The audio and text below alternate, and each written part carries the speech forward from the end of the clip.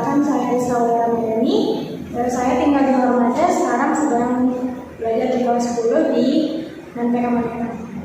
Oke teman-teman semua, setelah selesai berkenalan dengan Kak Ruhul, lalu Kak Rizka, dan pastinya kalau sama saya udah kenal banget ya, karena saya selalu menemani kalian di setiap hari Jumat. Macam tak betul je budak ni. Nah sobat-sobat sekalian, tadi saat Kak Rizka dan Kak Ruhul berkenalan, saya sempat nyari-nyari sedikit nih tentang apa sih itu dinasti Umayyah, biar teman-teman sekalian itu punya gambaran tentang dinasti Umayyah di Andalusia ini. Oke, seperti yang kita semua tahu bahwa dinasti Umayyah ini adalah dinasti pertama umat Islam yang menganut sistem monarki. Nah, monarki ini yaitu penguasanya itu dipilih secara turun-temurun, sobat-sobat. Terus dinasti Umayyah ini ternyata berdiri pada masa Muawiyah bin Abi Sufyan yang merintisnya dengan menolak pembaiatan terhadap Khalifah Ali. Nah, saudara-saudara sekalian, di masa Rasulullah dan Khulafaur Rasyidin telah banyak dilakukan ekspansi untuk memperluas wilayah kekuasaan agama kita, yaitu agama Islam. Namun, karena banyaknya problematika di masa pemerintahan Ali bin Abi Thalib, ekspansi sempat terhenti sehingga dinasti Umayyah melanjutkannya.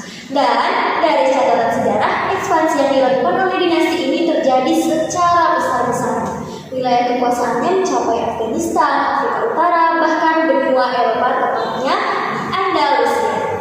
Oh my god.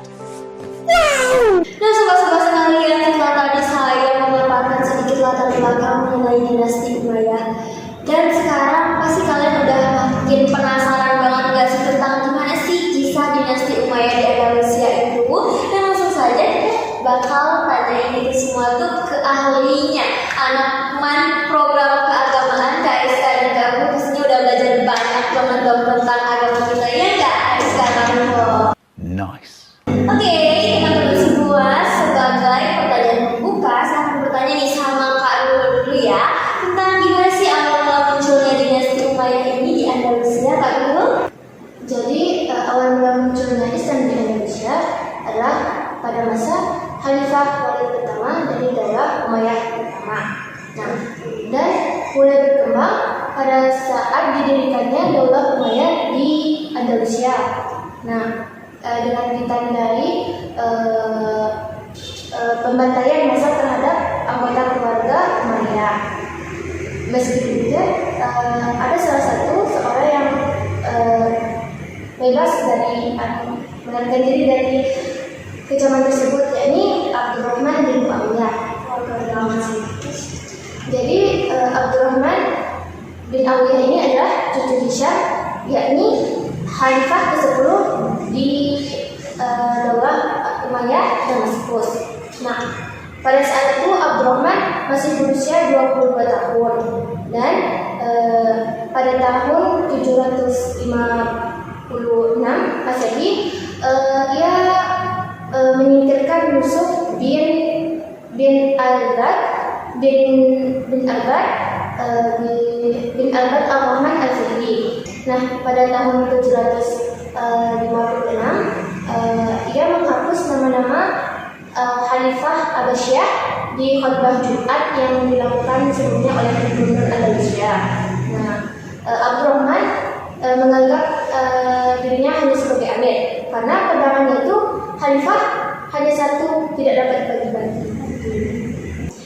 Nah teman-teman semua, tadi kita udah dengar gimana sih awal mula munculnya dinasti Umayyah ini di Andalusia. Serem banget gak sih sampai udah ada pembantaian, padahal itu tuh baru awal mulanya aja loh.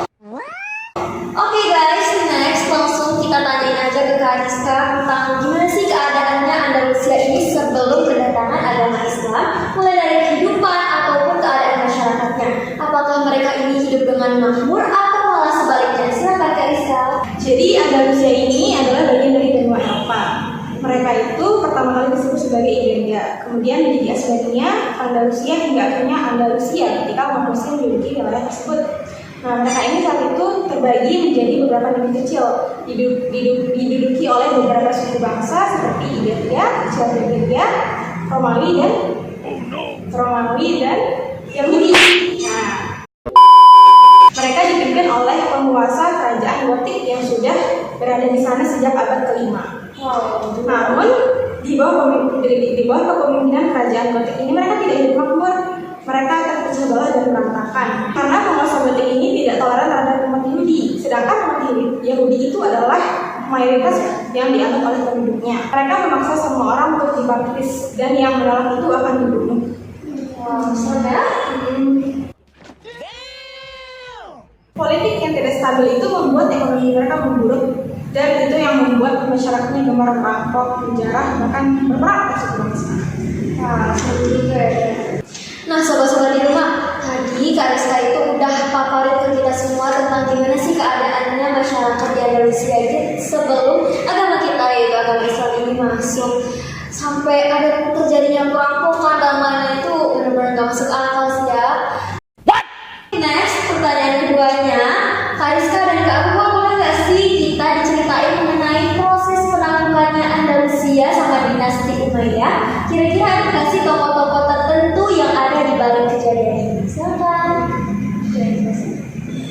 Ya, jadi kalau kita mencari bagaimana proses penaklukan Andalusia di dalam sejarah Islam, tentunya semua pasti akan mencatat bahwa Tariq bin Ziyad al-Nahyan pada tahun 711 Masehi pada masa Khalifah Al-Walid bin Malik, Islam sudah menaklukkan Afrika Utara. Mereka memiliki dua pilihan ekspansi untuk selanjutnya. Yang pertama, menuju ke utara, menyeberangi Selat Gibraltar dan masuk ke Andalusia, atau mengarah ke selatan, masuk ke jantung padang Sahara yang sangat luas, namun tentu saja dengan penduduk yang sedikit gitu. Nah, karena tujuan dari ekspansi ini adalah untuk menyebarkan ajaran Islam kepada manusia, jadi mereka memilih untuk pergi ke Andalusia. Sebelum daerahnya ditaklukkan sih, memang masyarakat di sana meminta bantuan kepada Andalusia untuk membebaskannya dari kezaliman. Tariq bin Malik menyerbu Andalusia dengan satu pasukan yang berjumlah 500 orang. Nah, mereka menaiki 4 buah kapal untuk menjelajahi medan perang di sana. Mereka berhasil kembali dengan membawa banyak harta yang sangat banyak. Nah, hal ini mendasari penaklukan wilayah ini. Kemudian Musa bin Musawi itu menunjuk Tariq bin Ziyad sebagai pemimpin pasukan.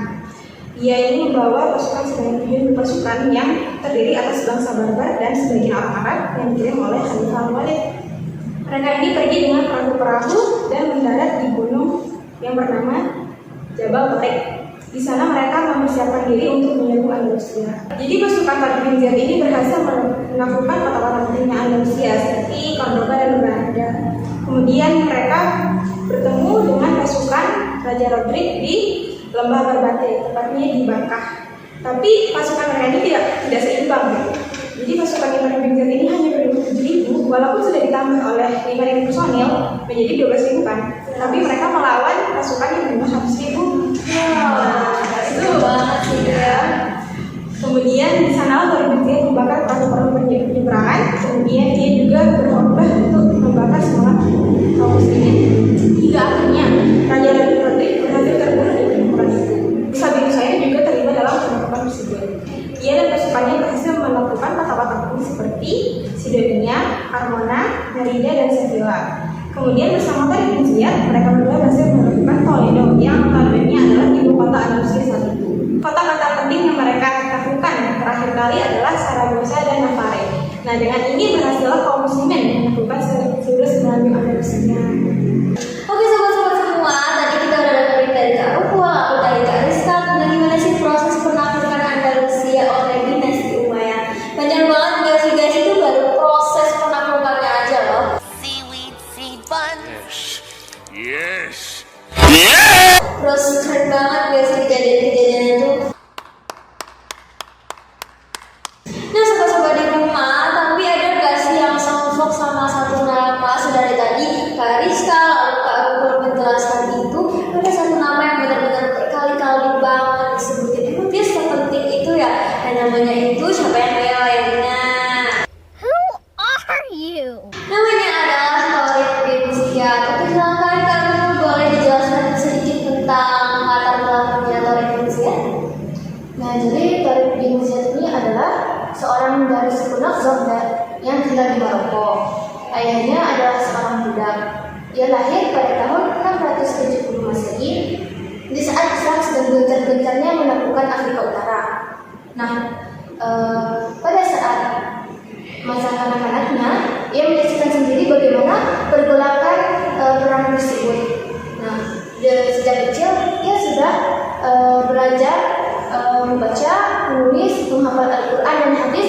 Bahkan Tariq ini lancar dalam berbahasa Arab dan Yunani. Kemudian pada saat usia remajanya, dia sudah terampil dalam memanah, berkuda, menggunakan senjata, dan berlari-larinya. Saat itu penguasa sedang mengincar atau mencari orang-orang yang dapat membela mereka di lapangan, maksudnya di medan perang. Nah, jadi Musa bin Nusair membebaskannya dari perbudakan dan Tariq diangkat menjadi datan kepercayaan. Nah, sobat-sobat sekalian, setelah tadi kita dengerin cerita tentang proses penaklukan Andalusia, serem banget sampai ada penipuan dan sebagainya macam itu. Habis itu kita bisa tanya juga tentang tokoh yang penting di proses ini yang bernama Tariq bin Ziyad. Lalu sekarang kita bakal tanya ini ke Kariska. Ada nggak sih kira-kira pengaruh-pengaruh tertentu yang ditimbulkan oleh dinasti Umayyah ini untuk kehidupan masyarakat di Andalusia? Bahkan bukan hanya di Indonesia, Umayyah ini berhasil membuat hampir seluruh Eropa bangkit dari kebodohan yang merajalela di kehidupan mereka.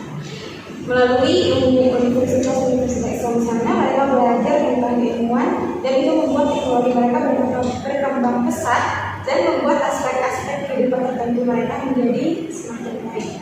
Bahkan Islam di Indonesia ini merupakan peradaban penting yang menjadi bangkit.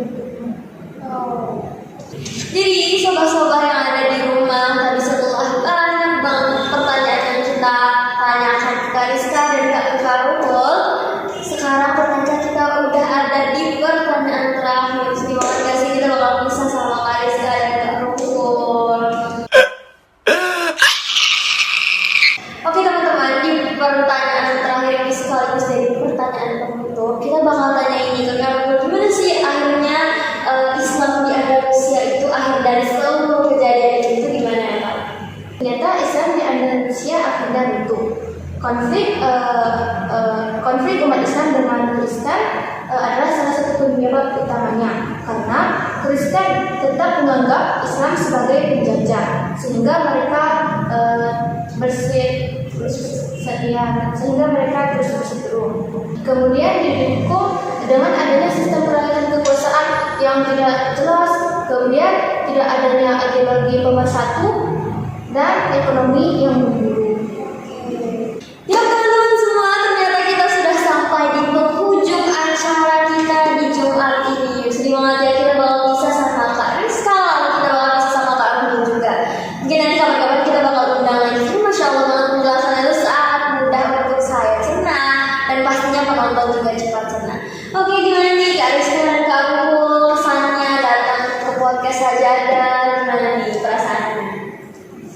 Saya sih bermanfaat karena di sini tuh kita bagi-bagi ilmu. Ya, benar banget teman-teman. Nah, sobat-sobat di rumah, seperti biasanya di setiap video Sajadah pasti selalu ada kesimpulannya. Dan untuk kesimpulan tema kali ini adalah sejarah itu selalu tercipta untuk memberikan kita pelajaran, dan melalui Islam di Andalusia banyak ilmu pengetahuan yang berkembang ke penjuru Eropa sehingga membantu mereka untuk perlahan bangkit dari keterbelakangan.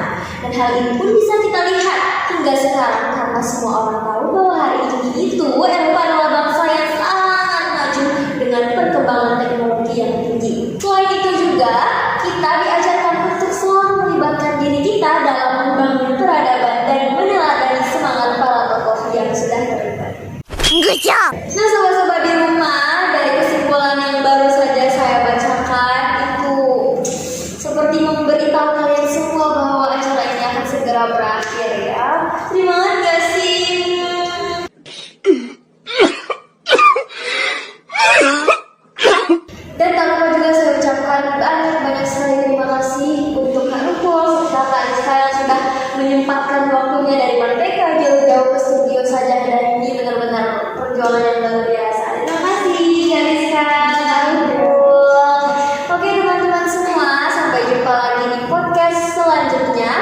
dengan tema yang sangat